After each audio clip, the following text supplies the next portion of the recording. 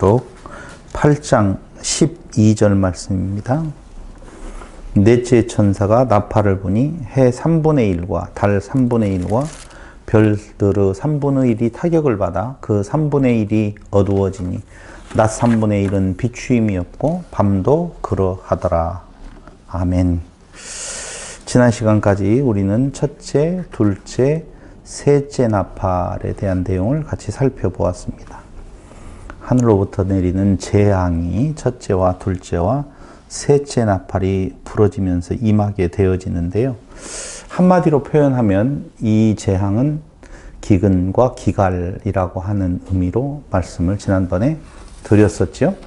그런데 이제 네 번째 천사가 나팔을 불게 되는데 기근과 기갈에 대한 내용이 나타나지는 않아요.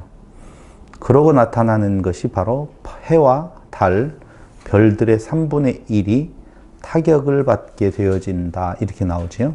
네 번째 나팔이 불려질 때.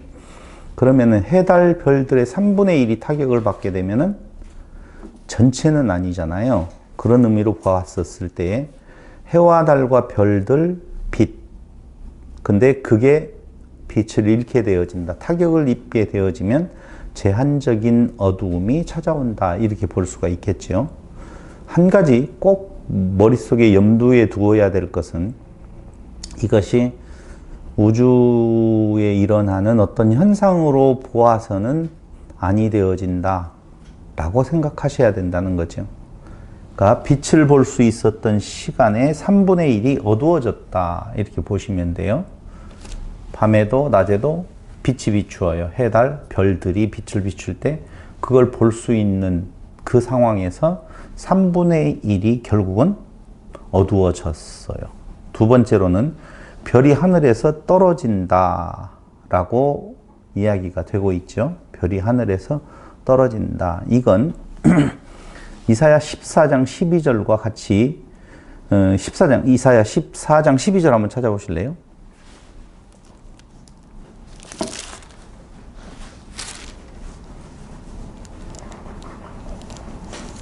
이사야 14장 12절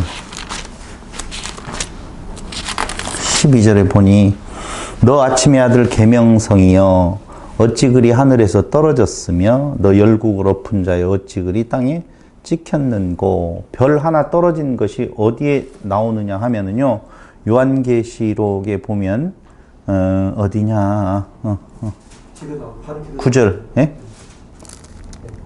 바로 어디에 나온다고? 9절에 나와요.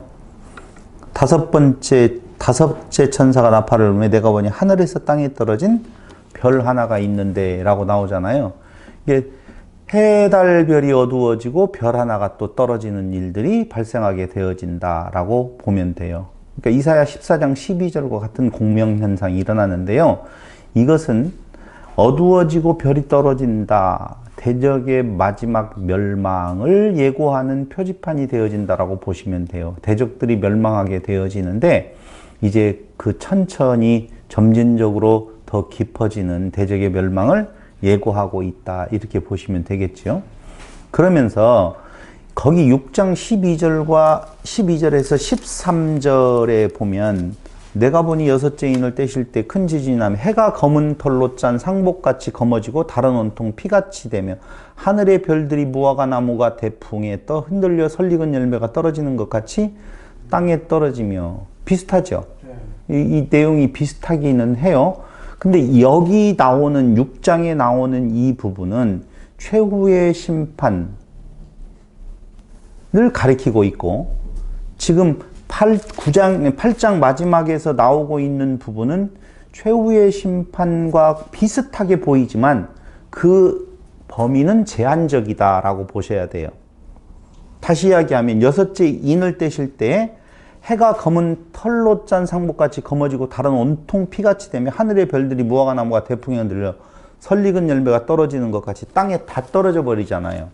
해와 달과 별들이 다 떨어져 버리고 다 없어져 버리는 최후의 심판의 장면이라고 보면 8장 12절에서 말해주고 있는 내용은 부분적이고 제한적이라고 하는 차이는 분명히 있다는 거예요. 심상은 같지만 차이는 분명히 있다. 이게 무슨 말이냐면요. 첫째 나팔, 둘째 나팔, 셋째 나팔, 넷째 나팔, 다섯째 나팔로 이어지는 이 나팔에 대한 내용 쭉 이어질 거 아니에요. 그런데 거기 여섯째 나팔을 불 때까지 회개치 아니하더라 이렇게 나오잖아요. 그렇죠. 9장 21절에 보니까 그 살인과 복술과 음행과 도둑질을 회개하지 아니하더라 라고 하는 거예요.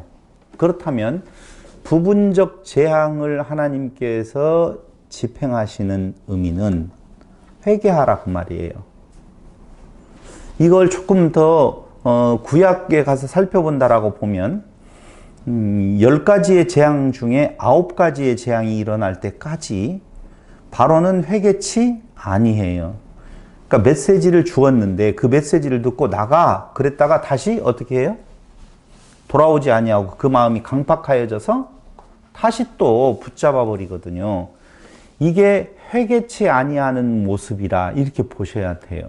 그러니까 회개하라고 했는데 회개치 아니하는 모습이 나팔 6번째 나팔까지에 나타나는 현상이라고 보시면 돼요. 그 뒤에 나오는 재앙이 하나 있어요. 그 재앙이 뭐냐면요. 그게 뭐냐면 10장에 보면은요. 3절 사자가 부르짖는 것 같이 큰 소리로 외치니 그가 외칠 때 7 우레가 그 소리를 내어 말하더라. 그 7 우레가 말을 할 때에 그가 빠졌어요 여기에. 근데 우선 넣어서 이야기할게요. 그 7 우레가 말을 할 때 내가 기록하려고 하다가 곧 들으니. 그러니까 보세요. 요한은 지금 나팔 6번째 나팔을 불 때까지를 보았어요. 그렇죠? 그리고 또 하나 그 요한이 본 것이 있는데 7 우레소리예요. 그러니까 인, 나팔, 그 다음에 우레가 있다니까요. 우레가. 근데 그 우레소리가 있는데 그 우레소리를 그 우레소리라고 이야기해요. 그 7 우레. 그러니까 요한은 그 7 우레를 안다 모른다? 알아요. 지시대명사 그가 있다는 말은 그 이야기는 네가 나와 같이 알고 있는 그거 그 말하면 안다는 말이 아니에요. 거기를 뚫어져라 쳐다보지 말고 저를 보셔요. 그거 있잖아. 그 말은 듣는 사람과 말하는 사람이 안다는 거예요. 그 7 우레하고 7 우레 7 우레라고 말을 하면은 처음 본 우레의 소리예요. 그런데 그 7 우레라고 말할 때에는 그 알고 있는 그 7 우레를 지금 말하는 거거든요. 그래서 10장 4절에는 그 자가 빠졌다니까요. 그 첫 번째 대목에 그 7 우레가 말을 할 때 내가 무엇 하려고? 기록하려고. 보세요. 여러분들이 책만 뚫어져라 쳐다보니까 거기에 뭐가 있나 나도 궁금하네. 인 있었지요. 그 다음에 뭐가 있어요? 나팔이 있었지요. 그 다음에 우레가 있다니까요. 그리고 그 7번째 나팔 불 때에 뭐가 있어요? 대접이 같이 나오거든요. 근데 인과 나팔과 이 우레라고 하는 부분이 있는데 다 봤어요. 요한이. 그리고 다 적었어요. 적었죠? 나팔 적었죠? 근데 이것도 적으려고 했더니 적지 마 그러거든요. 적지 마. 그렇게 나와요. 기록하려고 하다가 곧 들으니 하늘에서 소리가 나서 말하기를 7 우레가 말한 것을 임봉하고 기록하지 말라. 임봉하고 기록하지 말라. 이렇게 말을 하거든요. 왜요? 인과 나팔과 우레가 회개를 촉구하는 거라니까요. 그런데 6째 나팔까지 불었더니 회개하지 아니하더라. 그러니 7 우레로 또 다시 말을 해봐야 회개한다 안 한다? 안 한다. 그러니 마지막 심판으로 가자. 그 말이에요. 이게. 사실은 7 우레의 내용이 있어요 없어요? 있어요. 근데 기록하지 않을 뿐이에요. 준비되어 있다니까 이 우레의 재앙이. 근데 그걸 굳이 말해봐야 그 말로 인하여서 회개치 아니하니 더 이상 경고 내릴 것 없고 바로 어디로 가겠다? 심판, 마지막 심판으로 가겠다라고 하는 내용이 그 말이라고요. 지금 어디 말을 하다가 여기까지 왔냐면요.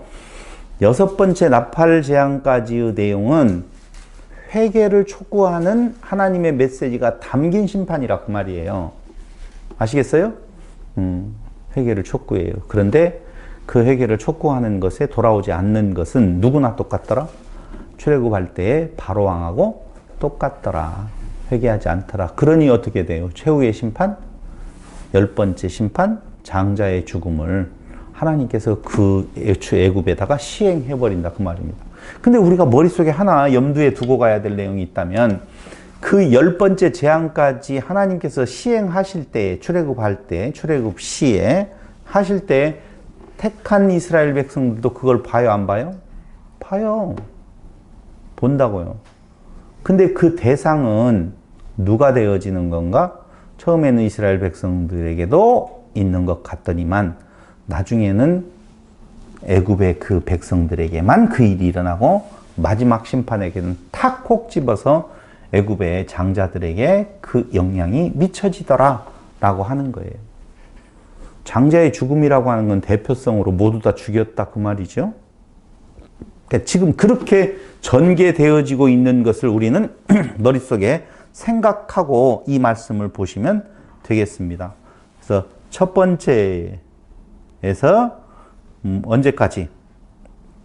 9번째까지 재앙까지도 이스라엘에게 이 출애굽 시의 첫 번째부터 9번째 재앙까지도 회개를 촉구하는 것이었었고 지금 6번째 나팔 재앙까지도 회개를 촉구하는 것이 맞다 라고 말씀을 드리는 거예요. 그래서 출애굽기 10장 21절로 23절에 흑암 재앙이 나오거든요. 그렇죠? 출애굽기 10장 21절로 23절 다 인용한 거예요. 출애굽기 10장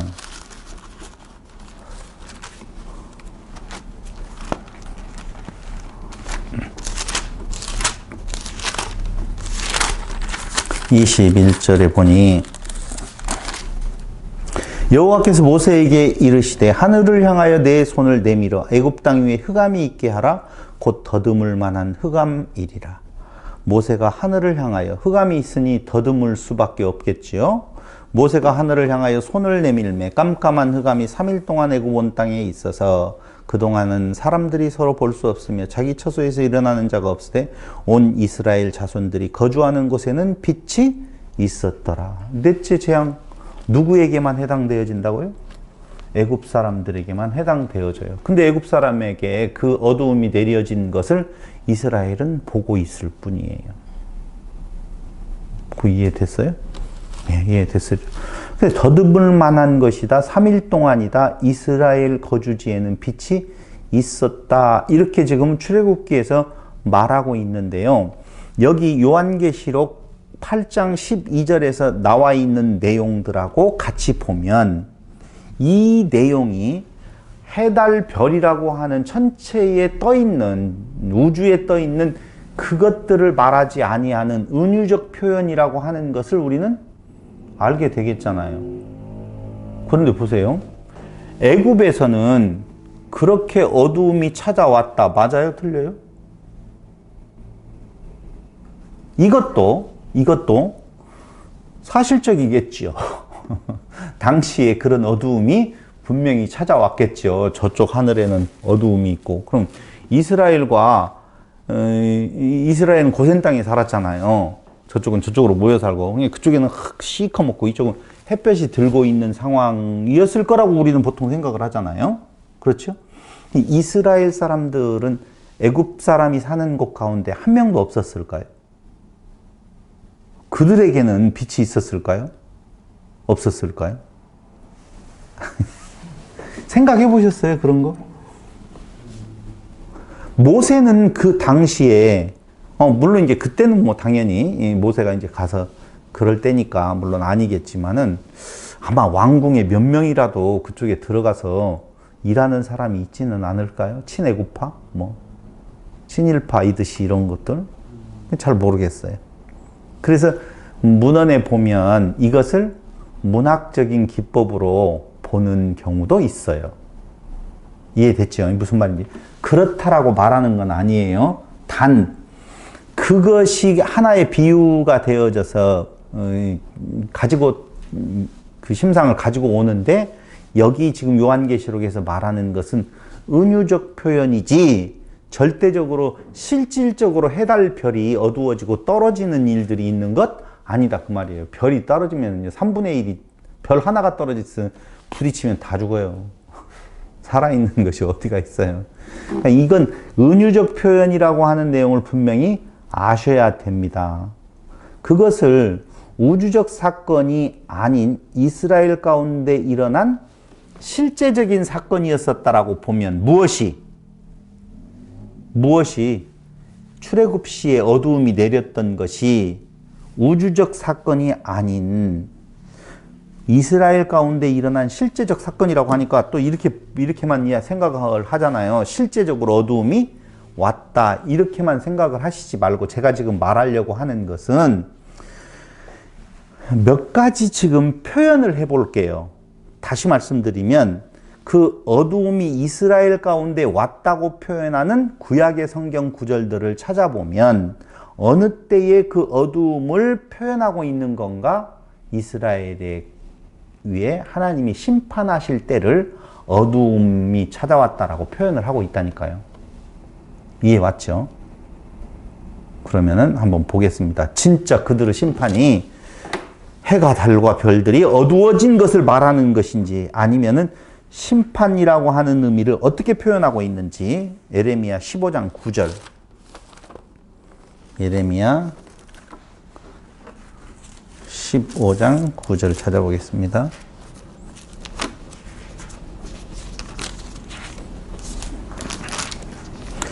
이건 예레미야 15장 9절은요, 므낫세 때문에 임한 하나님의 심판을 표현하고 있는 건데요. 15장 9절에 보니 일곱을 낳은 여인에게는 쇠약하여 기절하게 하며 아직도 대낮에 그의 해가 떨어져서 그에게 수치와 근심을 당하게 하였느니라. 이렇게 나오죠. 그럼 이때에 대낮에 그의 해가 떨어졌다라고 하면 진짜 해가 떨어졌을까요? 그런 일 없어요. 그러니까 15장 지금 9절에서 말해주고 있는 것은 하나님의 심판을 표현하는 건데, 그들에게 수치, 근심 이거 나오잖아요 지금. 그렇죠? 그 다음에 또 뭐가 있어요? 두려움.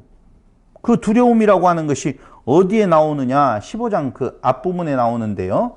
15장 4절 보세요. 유다 왕 히스기야의 아들 므낫세가 예루살렘에 행한 것으로 말미암아 내가 그들을 세계 여러 민족 가운데 흩으리라 라고 할 때에 1번 관주 있지요. 왜? 1번 관주 있잖아요. 내가 그들을 이라고 할 때 1번 있지요. 그 밑으로 보면 그들로 세계 열방에게 두려움이 되게 하리라. 뭐가 되어진다고요? 두려움. 그러니까 하나님의 심판이 오게 되어지면 수치와 근심과 뭐가 찾아온다? 두려움이 찾아온다 라고 하는 상황을 해가 떨어졌다 이렇게 지금 표현하고 있네요. 두 번째, 아모스 8장 9절.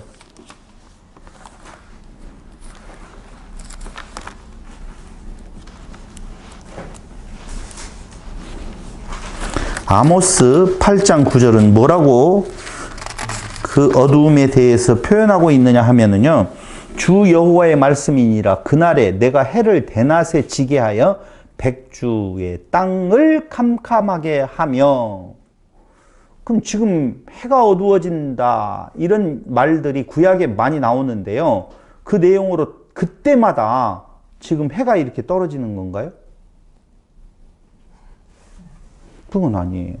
그러므로 아모스 8장 9절에 이스라엘의 심판을 말할 때에 심판의 한 부분을 표현하는데 애곡과 그 다음에 애통과 그 날을 뭘로 말하는 건가? 곤고한 날이라 이렇게 표현하고 있네요. 한번 보겠습니다. 다시 한번. 주 여호와의 말씀이니라. 그날에 내가 해를 대낮에 지게 하여 백주의 땅을 캄캄하게 하며 너희 절기를 애통으로 너희 모든 노래를 애곡으로 변하게 하며 모든 사람에게 굵은 배로 허리를 동이게 하며 모든 머리를 대머리가 되게 하며 독자의 죽음으로 말미암아 애통하듯 하게 하며 결국은 곤고한 날과 같게 하리라. 여기에서 주목해야 될 날 하나가 있으니 단어가 무슨 날? 곤고한 날이라는 거예요. 여기에 주목하라는 이유가 있어요. 곤고한 날. 이 곤고한 날이 오늘 아모스에서 이야기하고 있는 해가 어떻게 되는 거라고요? 해를 대낮에 지게 하는 것이다. 백주의 땅을 깜깜하게 하는 것이다 라고 하는 거예요. 곤고한 날 머릿속에 집어넣었죠? 넣었어요. 좋아요. 요엘서 2장 2장 1절로 10절.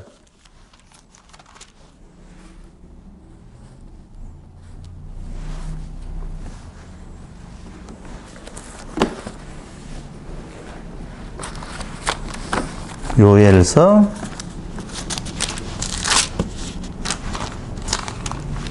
2장 1절로 10절. 너무 많다. 그래도 한번 보겠습니다. 2장 1절로 10절. 이거 언제 다 읽냐? 시온에서 나팔을 불며 나의 거룩한 나팔 나오면서 거룩한 산에서 경고의 소리를 질러 이 땅 주민들로 다 떨게 할지니 이는 여호와의 날이 이르게 됨이니라. 이제 임박하였으니 곧 어둡고 캄캄한 날이요 짙은 구름이 덮인 날이라.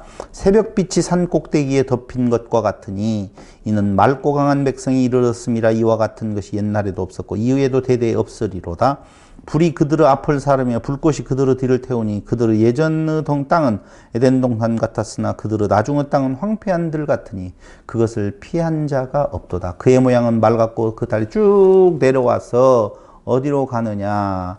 8, 6절. 그 앞에 백성들이 질리고 물이 은하빛이 하얘졌으며 쭉 보면은 상하지 아니하며 10절. 그 앞에서 땅이 진동하며 하늘이 떨며 해와 달이 캄캄하며 별들이 빛을 어떻게? 거두도다. 그렇지요. 타는 나팔소리, 타는 불, 어두워진 해와 달, 그 다음에 광채를 잃은 별이라고 말하는 것은 다 무엇과 연관되어 있다고요? 심판과 연관되어져 있다라고 말씀을 드렸습니다. 전도서 12장 1절로 7절, 욥기서 3장 3절로 10절 보면 곤고한 날이 무슨 날인지를 아까 이야기했어요. 무슨 날이라고요? 곤고한 날이라고 이야기를 했는데 그 곤고한 날이 뭐라고 전도서 12장 1절로 7절에 보면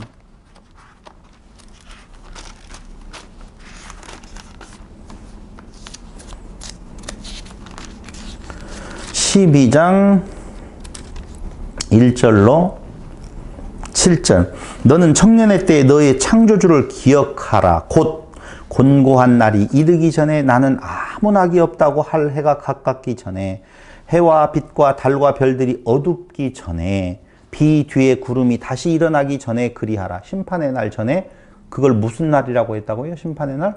곤고한 날이라고 이야기하죠. 그런 날에는 집을 지키는 자들이 떨 것이며 쭉 나와요. 그러면서 몇 절을 보면 마지막 7절을 한번 보도록 하겠습니다. 흙은 여전히 땅으로 돌아가고 영은 그것을 주신 하나님께로 돌아가기 전에 기억하라. 흙은 여전히 땅으로 돌아간다. 그 말은 뭐예요? 죽음이잖아요. 그렇죠? 그러니까 곤고한 날에 대한 내용, 이것은 욥기서 3장 3절로 10절에 통하여서 다시 확인해 보면 그날은 어떤 날이냐? 죽음의 날이에요. 자, 곤고한 날은 어떤 날이요? 죽음의 날. 그 죽음의 날을 해와 빛과 달과 별들이 어두워지는 때라 이렇게 표현하고 있다는 거죠. 스바냐 1장 15절로 16절 어둠, 흑암, 구름, 이사야 15장 10절, 에스겔 32장 7절, 8절에서 등등등등에 대한 내용, 이 해, 달, 별, 빛을 잃게 되어지는 이런 날들, 심판의 날, 곤고한 날, 죽음이 이르는 날 이렇게 보셔야 된다 그 말입니다. 즉 12절 요한계시록 12절이죠. 8장 12절은 교회 시대 전체에 걸쳐서 수시로 일어나는 곤고한 날이라고 보셔야 돼요. 넷째 나팔을 불 때에 나타나는 해달별들에 대한 이상현상이 바로 무슨 날인 건가? 하나님의 온전한 심판이 아니라고 그랬잖아요. 일부분이라고 그랬잖아요. 그러니까 온전한 심판이 이루어지기 전 일부의 심판이 일어나는 이 내용은 교회 시대의 전체에 걸쳐서 수시로 일어나는 무슨 날이라고요? 곤고한 날이라고 표현하고 있는데 이 날이 우리가 흔히 말하는 무슨 일이 닥쳤을 때 다 같이 시작. 아이고 앞이 캄캄하네. 그 말이에요. 그 말과 동의어라고요. 그러나 이 날은 최후의 심판은 아니다라고 하는 날이에요. 그러니까 우리 앞에 놓여져 있는 곤고한 날은 사실은 불택자들에게 놓여진 날이에요. 그렇죠? 우리 안에 육체의 소욕 안에 오는 곤고함이에요. 확장시켰어요. 제가 지금 어떻게 이야기를 했느냐? 분명히 그 곤고한 날이라고 하는 개념을 출애굽 당시로 보면 이스라엘에게 임한 것이 아니라 애굽에게 임한 것이었었다고 그러잖아요. 어두워짐의 상태가. 그 어두워짐의 상태가 분명히 불택자들에게 임한 거예요. 근데 그 곤고한 날이 조금 확장해서 더 영적으로 보면은요, 우리 안에 육체의 소욕 가운데에 있는 쪽에 그 곤고함이 찾아오게 되어 있다 그 말입니다. 그게 우리를 힘들게 만들죠. 그 힘들게 만드는 걸 조금만 더 보자고요. 곤고한 날이 올 때는 입맞지 않은 자, 그러니까 전제해야 될 것은요, 그 앞전에서 스톱! 아직 왜 내가 내 종들의 이마에 인치기까지 기다리라고 그랬잖아요. 그러니까 입맞은 14만 4천이 있고 난 뒤에 입맞지 아니한 자에게 하나님의 나팔 소리가 그들에게 있어서는 뭘로? 해를 입게 되어지는 상태로 임하게 되어져 있어요. 그건 심판이에요. 재앙이에요. 그런데 입맞은 자는 계시록 7장 1절로 3절에 나와 있잖아요. 내가 인치기까지 기다리라. 입맞은 자에게 있어서는 해를 입지 아니해요. 근데 해를 입지 아니하는데 제가 확장된 개념에 있어서 내 안에 입맞지 아니한 부분이 있다고 그랬잖아요. 이거 굉장히 처음 하는 이야기이기 때문에 어려울 수 있어요. 그러니까 내 안에 입맞지 아니한 없어져야 될 육체의 소욕에 있는 것들은 한마디로 말하면 나라고 하는 존재 안에서 볼 때에는 연단하는 것이라 그 말입니다. 근데 입맞지 않은 자, 계시록 8장 7절로 11절에 나와 있는 8장 7절로 11절, 그거 뭐예요? 8장 7절로 11절에 보면은 첫째 천사가 나팔을 불 때, 둘째 천사 나팔을 불 때, 셋째 천사 나팔을 불 때에 이렇게 11절까지 나오잖아요. 그 11절까지 입맞지 않은 자에게 임하는 거라고 그랬죠. 이건 입맞지 않은 자에게는 해를 입게 되는데 그게 자체가 뭐라고요? 재앙이요? 심판이라 그 말입니다. 그걸 통해서 그걸 없애버려야 될 거 아니에요. 근데 같은 내용인 것은요, 땅, 바다, 나무라고 하는 내용들에게 임하게 되어져 있어요.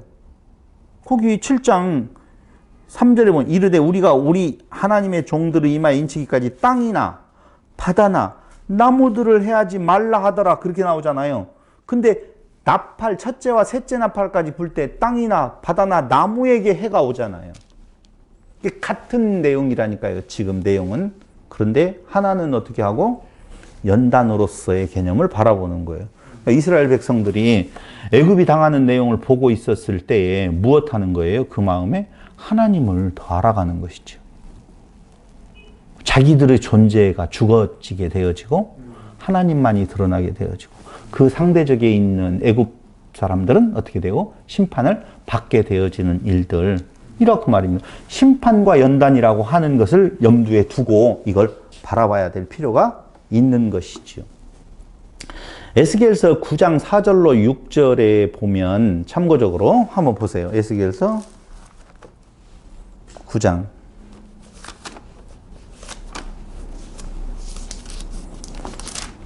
4절로 6절.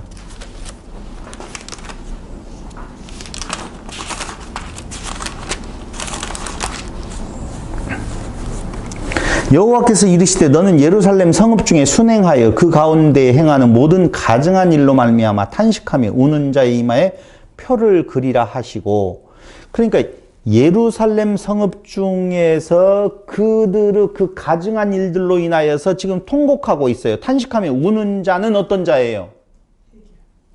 입 맞아야 될 자겠죠, 당연히. 거기 나와요. 뭐라고요? 이마에 표를 그리라 하시고, 그들에 대하여 내 귀에 이르시되 너희는 그를 따라 성읍 중에 다니며 불쌍히 여기지 말며 긍휼을 베풀지 말고 쳐서 늙은 자와 젊은 자와 처녀와 어린이와 여자를 다 죽이되 이마에 표 있는 자에게는 가까이 하지 말라. 내 성소에서 시작할지니라. 그렇죠? 지금 충분히 이해됐잖아요. 그러니까 입 맞은 부분에 대한 내용은 그 연단, 더욱더 완전한 그리스도로 되어짐, 이런 의미예요. 그 가운데에 있는 입맞지 아니한 부분들에 대한, 지금 개인적인 이야기를 하는 거예요. 전부 다 잘라내는 하나님의 역사가 있다라고 하는 거예요. 근데 그 잘라지는 것은 어떻게 이루어질까요? 깨끗한 말이라고 하는데요. 그래서 이야기했잖아요. 성령 사역으로 보는 경우, 우리는 그 성령 사역을 뭘로 본다? 예수님의 입에서 나오는 말씀, 깨끗한 말 개념으로 보아지죠. 그 말씀이 계속적으로 죽이는 거예요. 그래서 날마다 죽노라라고 표현하고 있는 것이고요. 그 상황에 대한 내용을 지금 이야기를 하고 있는 거예요.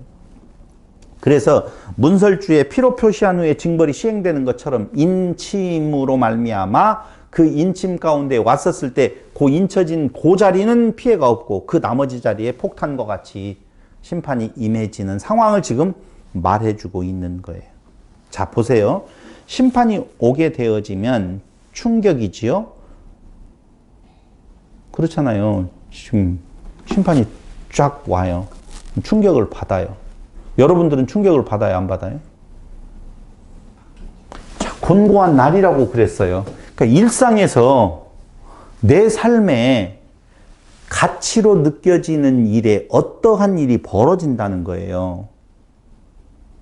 그 일이 벌어질 때에 충격을 받는다라는 말은 무엇을 말하는 거예요? 그걸 가치로 여기고 있다는 거예요.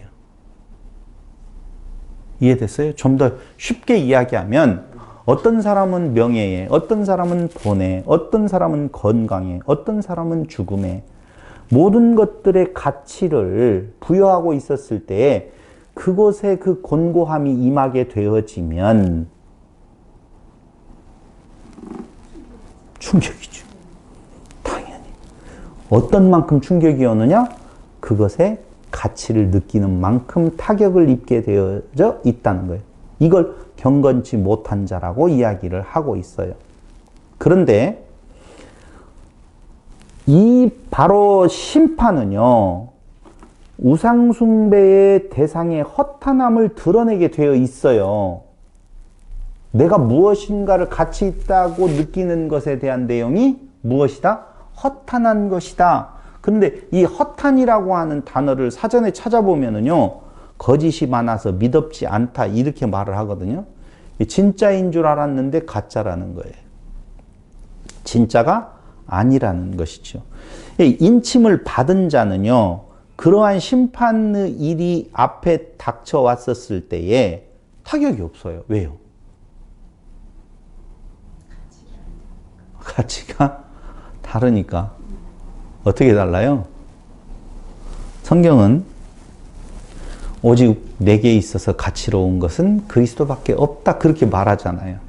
나는 그리스도밖에 자랑할 것이 없다, 바울이 이야기하는 것처럼 그런 거예요. 내게 자랑할 것이 그리스도밖에 없으면 내 삶의 상황에서 곤고한 날이라고 말할 수 있는 상황이 닥쳐온다 할지라도 타격받을 것이 있다 없다? 없는 거예요. 그런데 타격받을 것이 많은 사람들은 자살까지 하잖아요. 그걸 가치롭다고 생각하니까. 근데 우리는 그리스도밖에는 자랑할 것이 없는데 무엇이, 어떤 일들이 내 일 앞에 닥쳐온다 할지라도 타격이 되겠냐고요. 없잖아요. 그리스도께서 빛이 되셔서 길을 안내하는데 그를 따라가는 자가 어두움이 임했다라고 해서 더듬거릴 이유가 전혀 없다는 것이죠. 그러니까 지금 네 번째 나팔에 대한 내용을 이야기를 할 때에 나타나는 것이 어떤 내용인 건가? 곤고한 나를 통하여서 뭔가 충격을 받는 자가 있고 충격을 받지 않는 자가 있다라고 하는 것이지요. 디모데전서에서는 허탄한 신화를 버려라 이렇게 말하고 있어요. 디모데전서 4장 6절로 16절을 보실래요?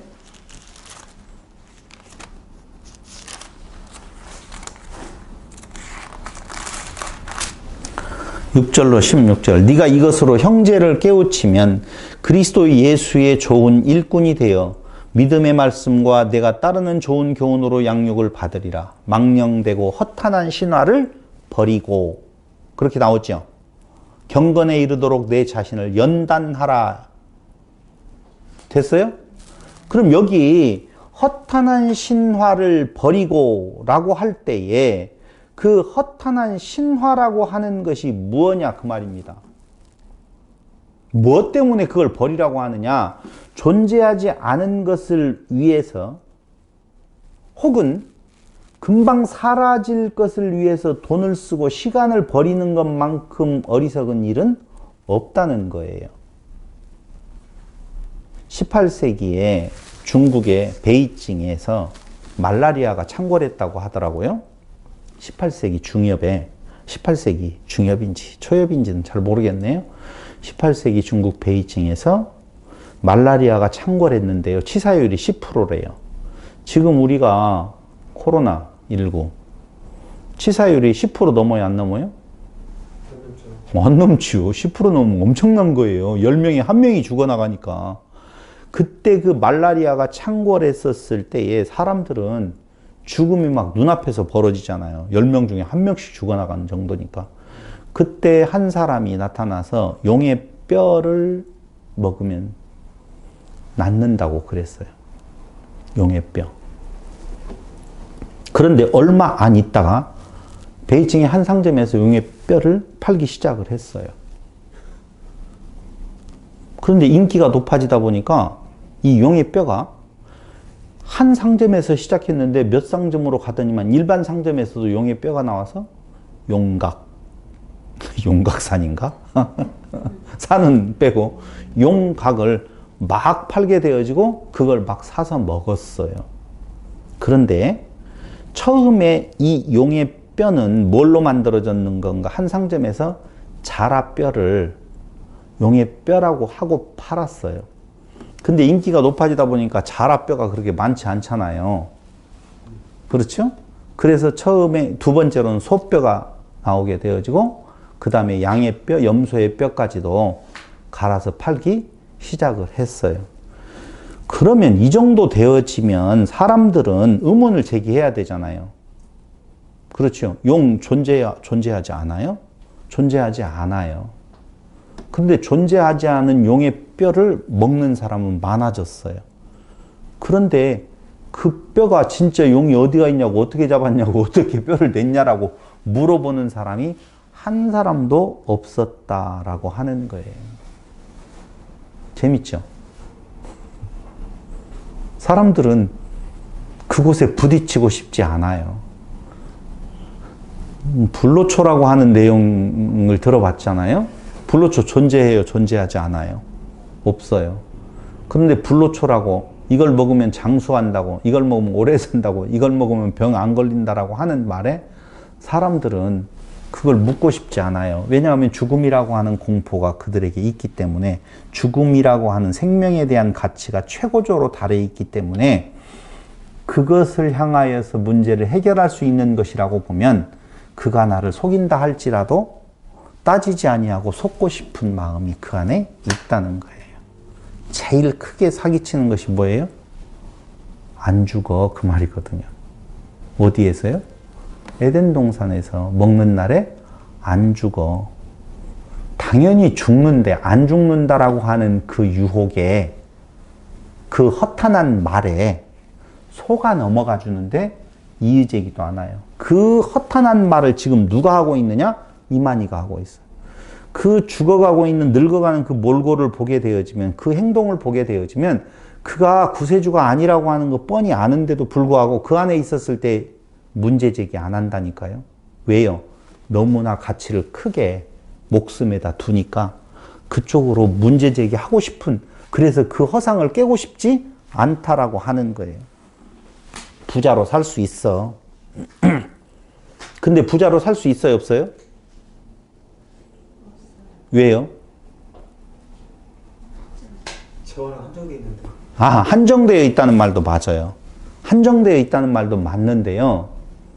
이 말이 더 정확할 거예요.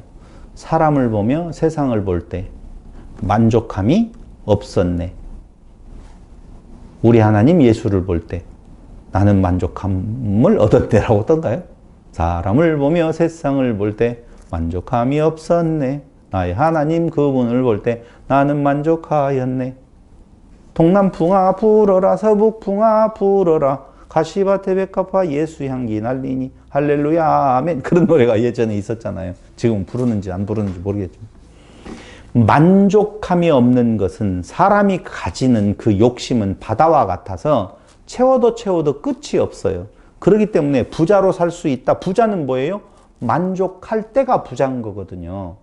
그러니까 내게 있어서 삼시세끼 먹고 배 두드리고 뭐 등 따스우면 하늘 쳐다보면 내게 부족함이 뭐가 있느냐라고 말한 어떤 시인처럼 만족하면 부자인데 만족함은 없다고요, 세상에는. 근데 너를 부자로 만들어 줄게 라고 하는 말에 속아요. 그래서 비트코인도 하고요. 비트코인이 잘못됐다고요? 저는 그렇게 봐요. 다단계도 하고요. 등등에 대한 내용에 있어서 끊임없이 그쪽을 향해 가는데 곤고한 날이 이르게 되어지잖아요. 문제가 터지면 그걸로 인해 또 자살한다.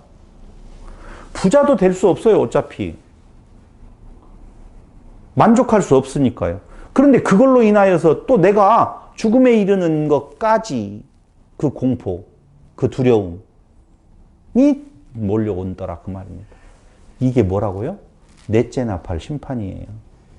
우리 안에 두 마음이 있어서 한쪽은 그 영향을 받는다니까요. 근데 또 한쪽으로는 뭐예요?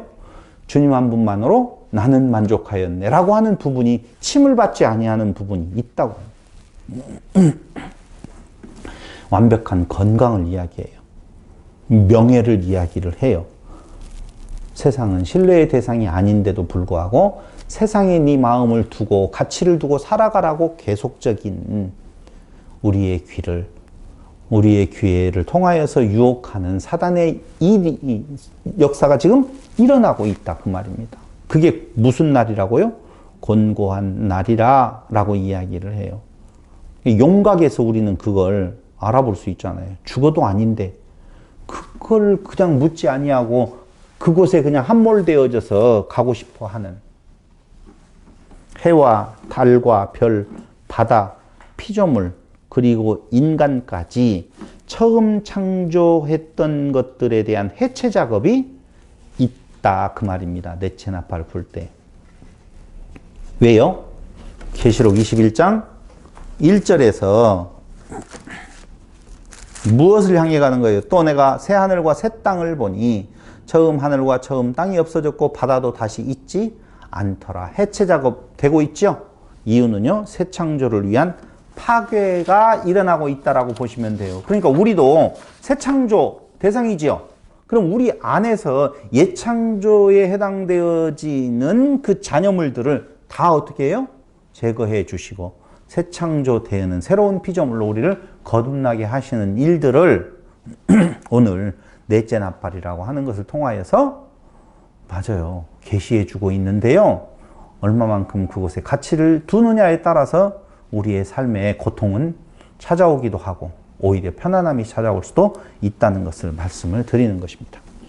첫 번째에서 네 번째 일상적인 삶 가운데 임하는 재앙이라고 지금 여러분들에게 말씀을 드렸다라고 보면 그걸 뭐라고 표현했다고요? 곤고한 날 이렇게 말했어요. 아이고 세상이 깜깜하다 어떻게 살지? 어떻게 살아요? 다 같이 시작. 그리스도로 살지. 그럼 되잖아요. 다 같이 시작. 그리스도로 살지. 대답을 안 하네. 어떻게 살죠? 그리스도로 살지. 그런데 안 돼요. 이게. 그래서 아까 이야기했잖아요. 애통과 여러 가지의 고통이 같이 찾아온다라고 하는 거예요. 어떤 일이 곤고한 날로 우리에게 닥쳤을 때에 내가 절망 가운데 빠져들어간다? 거기에 가치를 두고 있는 육체의 소욕이 되게 많이 있는 거라고. 그러면서 8장 13절에서 뭐라고 이야기하냐. 내가 또 보고 들으니 공중에 날아가는 독수리가 큰 소리로 이르되. 여러분, 독수리가 등장했다라고 보면은요, 더욱 가혹한 재앙이 기다리고 있다. 이렇게 보시면 돼요. 그러니까 구약에서 장차 임할 파괴의 전조로서 독수리의 등장을 이야기를 하거든요. 신명기 28장 49절, 예레미야 4장 13절, 예가서 4장 19절, 에스겔서 17장 3절, 호세아 8장 1절들을 보면 심판의 전조 증상으로 뭘 드러낸다고요? 새 독수리의 등장을 말해주고 있는데요. 더더군다나 독수리가 등장한다라고 보면은요, 더욱 가증한 가혹한 재앙이 지금 그 앞에 놓여 있다라고 보시면 돼요. 그래서 나머지 세 천사의 나팔 재앙이 남아 있으니 땅에 사는 자들에게는 화가 있겠다. 그런데 삼중 강조로 하잖아요. 화로다. 화가 있으리로다. 이렇게 거기 보세요. 독수리가 큰 소리로 돼 땅에 사는 자들에게 화가 있으리니 이는 왜냐하면 새 천사들이 불어야 할 나팔 소리가 남아 있음이더라 라고 하는 것이죠. 그러므로 5째부터 7째 나팔까지는 어떤 심판인 건가? 악인이 직접 타격을 입게 된다는 거예요. 이것은 영적인 재앙이라고 보셔야 되는데요. 악인이 직접 타격을 입는다고 하니까 그냥 악인 믿지 않는 자, 신실하지 못한 자, 입맞지 않는 자가 그냥 그 자리에 픽픽 쓰러진다는 말이 아니에요. 영적인 의미에 대한 내용을 말하고 있는데요. 자, 일단 9장 1절로 11절에 5째 천사의 나팔이 울려 퍼집니다. 5번째 천사의 나팔 소리가 울려 퍼지는데요. 요 내용 이사야 14장 12절 한번 보실래요? 이사야 14장 12절로 15절.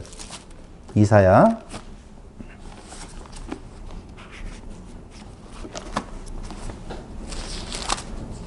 14장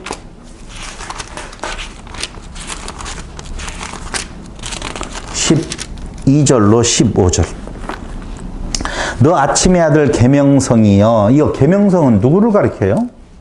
바벨론을 가리켜요. 사실 너 아침의 아들 계명성이여 어찌 그리 하늘에서 떨어졌으며 너 열국을 엎은 자여 어찌 그리 땅에 찍혔는고 네가 내 마음에 이르기를 내가 하늘에 올라 하나님의 뭇별 위에 내 자리를 높이리라. 내가 북극 지폐의 산 위에 앉으리라.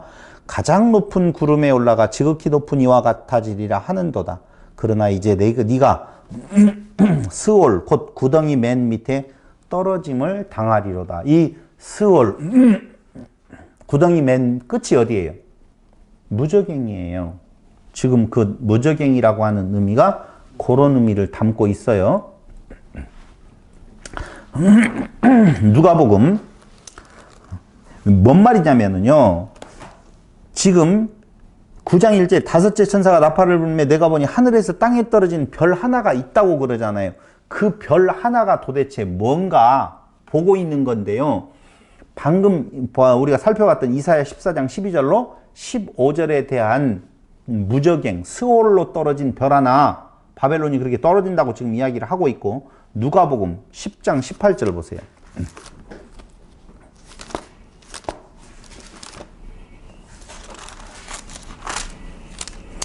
예수께서 이르시되 사단이 하늘로부터 번개같이 떨어지는 것을 내가 보았노라. 그렇죠?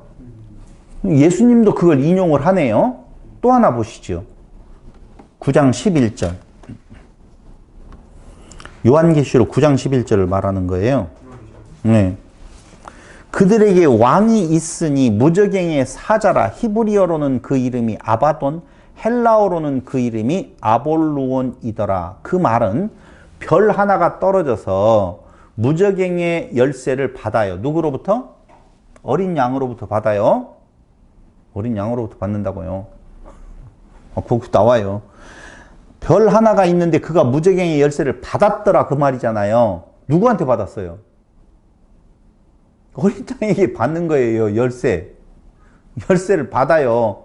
그러니까 이 말은 사단의 영역까지도 다 관장하시는 누구라고요? 어린 양 예수 그리스도에 대한 내용이에요. 근데 별 하나가 떨어지고 그 떨어진 별이 무적행의 열쇠를 받아서 그 무적행의 열쇠를 여니까 어떻게 되더라? 황충이 다 튀어나오게 되어지거든요. 메뚜기가 튀어나오게 되어지는데 그때의 그 문을 연 떨어진 별을 오늘 지금 9절에서 뭐라고 말해요? 아까 9장 몇 절이라고 그랬죠? 11절에서 그들에게 왕이 있으니, 그러니까 황충들이 나왔는데 그 황충들에 뭐가 있다고요? 왕이 있다. 그러면 누구예요? 아까 문 열어줬던 그 떨어진 별. 그 말이라고요, 지금. 그러니까 그 땅에 떨어진 별 하나는 무적행의 열쇠를 받게 되어지는데 그 무적행의 열쇠를 받는 그 존재가 바로 뭐냐? 죄인들의 대표요. 심판을 받은 천사요. 그렇죠? 심판을 받아서 땅에 떠서 떨어지니까 천사요. 그는 황충들의 뭐라고요? 왕이요. 근데 그 일을 시행하는 목적이 어디가 있냐면요. 죄에 대한 처벌을 시행한다니까요. 우리는 어떻게 생각을 해요? 하나님은 죄를 지은 자들을 심판하고 사단은 어떻게 해요? 의인들을 심판하고 괴롭히고 그렇게 생각을 하잖아요. 그게 아니라니까. 열쇠를 받아서 황충을 튀어나오게 만들어서 그 황충들로 누구에 대한 죄 아래 갇혀있는 자들을 어떻게 한다고요? 처벌하신다. 처벌한다. 라고 하는 내용들이 지금 5번째 나팔불 때의 상황이라 그 말입니다. 그래서 무적행을 여니 됐어요? 무적행의 열쇠를 받았어요. 예레미야 4장 5절, 19절, 21절 한번 보실래요? 여기 봐야만이 제가 아까 이야기했던 것에 대한 혼돈이 없을 것 같아요. 예레미야 4장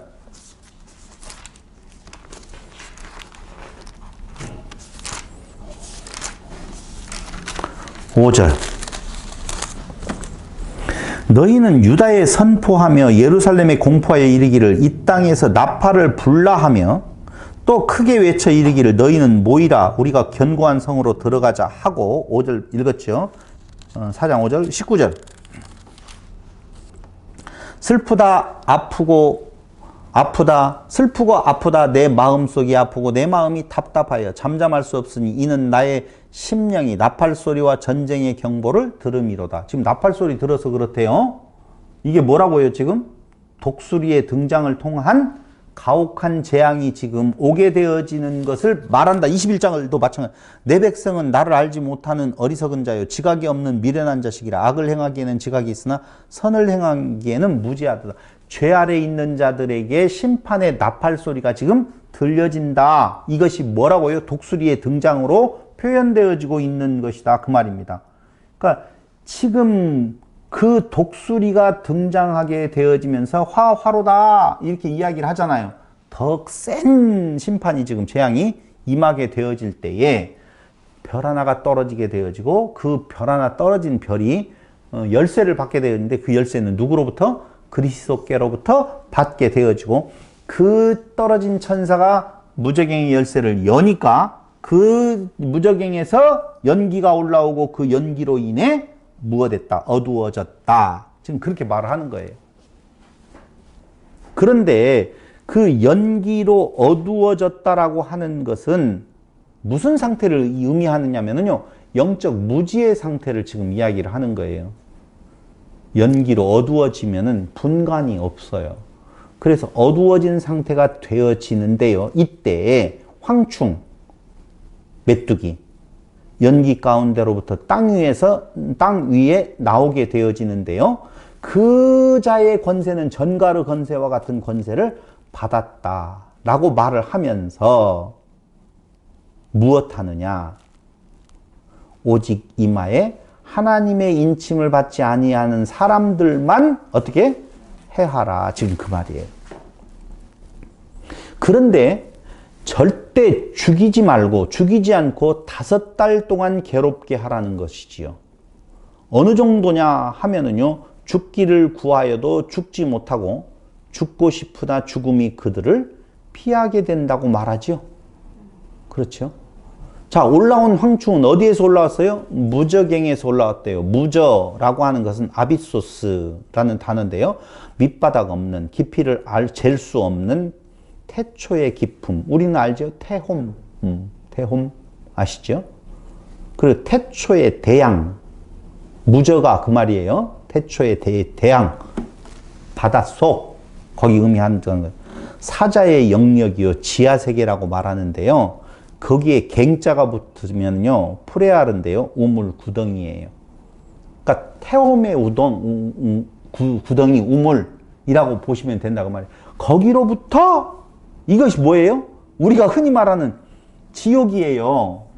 그 지옥, 땅에 갇혀버린, 물속에 갇혀버린 상태에 있는 반창조, 반물질, 파괴와 혼돈의 장소.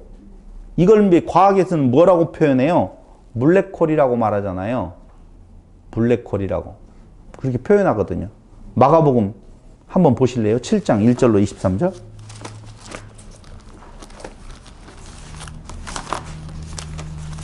7장이요? 예, 11장인가 7장인가?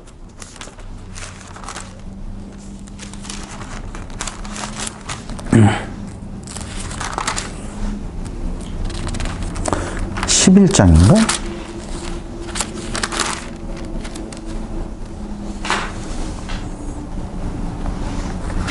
아니 7장인 것 같은데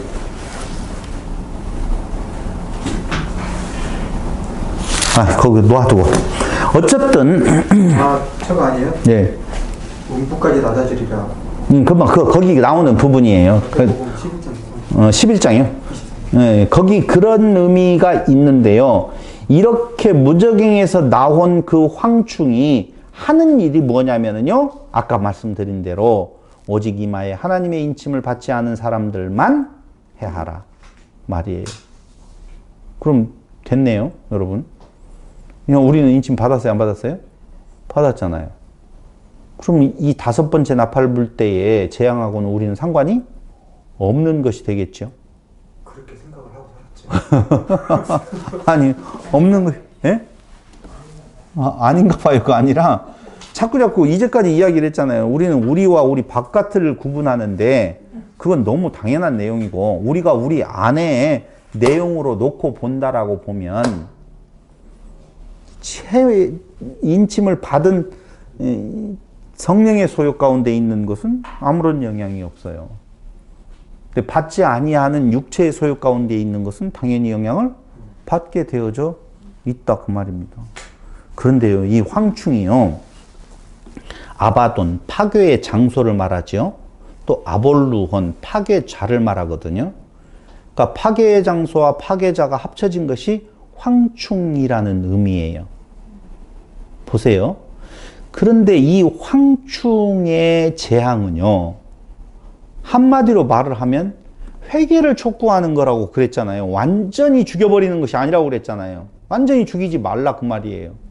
회개를 촉구하는 것이었기 때문에 그 회개를 촉구하는 기간이 언제까지냐? 5달 동안이죠. 왜 5달일까요? 구약에도 있나 보죠? 아니요.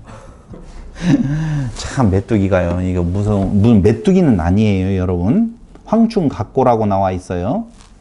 네. 메뚜기의 생애가 주기가요 5개월이에요. 그래서 그냥 그렇게 쓴 거예요. 황충을 표현했으니 5개월 살아있는 동안, 그러니까 끝까지 간다는 거예요. 뭘 촉구하는 것이? 회개를 촉구하는 것이, 마지막 심판 전까지 회개를 촉구하는 일들이 계속되어진다라고 생각하시면 돼요. 그래서 메뚜기의 일반적 생애 주기 활동기간을 염두에 둔 것으로서 5달 동안이라고 하는 내용인데, 이걸 역사상에서 시간적인 역사로 자꾸 그 5달은 언제부터 언제까지냐 이걸 찾으려고 하니 찾아지겠어요? 절대 안 찾아지세요. 2절 보세요. 그가 무저갱을 여니 그 구멍에서 큰 화덕의 연기 같은 연기가 올라오매 해와 공기가 그 구멍의 연기로 말미암아 어두워지며 라고 나와 있죠. 이미 심판을 함축하고 있다고 그랬잖아요. 어두워진다라고 하는 건 영적 무지 상태에 임하게 되어진다고 그랬잖아요.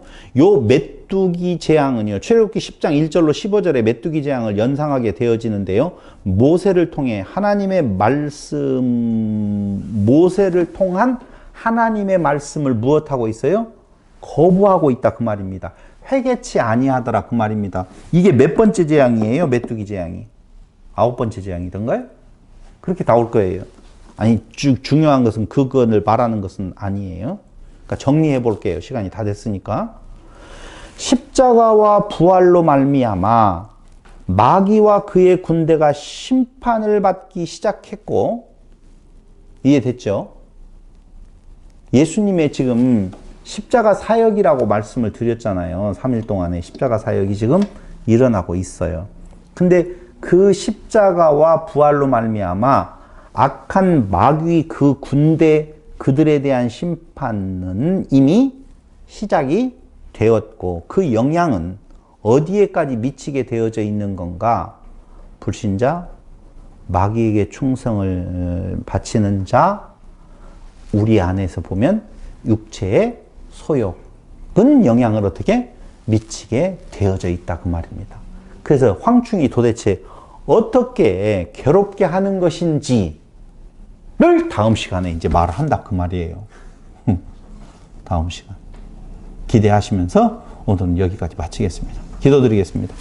고마우신 아버지 하나님, 또 우리에게 우리의 끝까지 남아있는 그 육체의 소욕을 뿌리 뽑으시는 하나님의 놀라우신 그 역사, 또 우리를 부르시는 곳에 인침을 받은 자들이 오직 그리스도만을 자랑하며 살아가는 놀라우신 은혜를 우리에게 베풀어 주셨습니다.